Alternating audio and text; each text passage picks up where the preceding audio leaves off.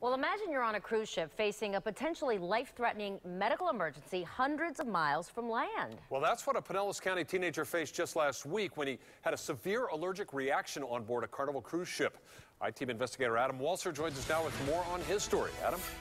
Well, Brendan, the teen and his family say the ship Carnival Breeze has a medical clinic on board, but none of the crew they dealt with directed them there when a life or death situation arose. They hope that by sharing their story, the cruise line will make sure the same thing doesn't happen to others.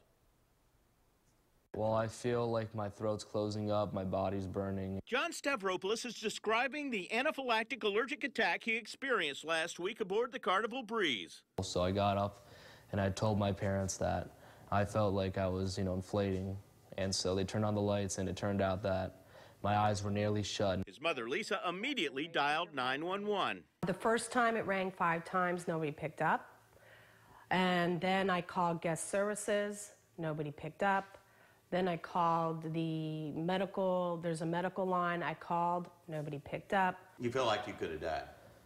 If it accelerated at that point, yeah. His mom was afraid to use an EpiPen because it would raise his heart rate and require immediate doctor's care. Eventually, the family reached an operator who had a nurse call them back. Nobody would say, even the nurse, come down, I'll send somebody to come get you. Finally, John walked with his family to the customer service desk where they say another passenger, not a Carnival employee, directed them to the ship's medical clinic. Once I got in there, they took charge. It was getting there that was the problem. While the Carnival Breeze carries up to 5,000 people, its clinic isn't equipped to handle all medical emergencies.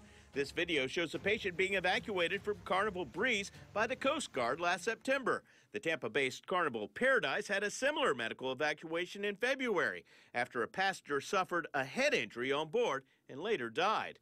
Other passengers we talked to at the time criticized the crew's delayed response to his injury. Yeah, John Stavropoulos counts himself lucky. After experiencing this, if they can't handle a scenario like mine, I doubt they might be able to handle something more serious. Carnival tells us that all of its shipboard team members are trained to notify appropriate personnel when guests require medical attention. A spokesperson issued a statement saying, "We are checking with the ship's medical team to gather additional information on what transpired the night the Stavropoulos' son was treated by the ship's medical team. We apologize for any difficulty the family may have experienced while on board." I'm I-Team investigator Adam Walser, taking action for you.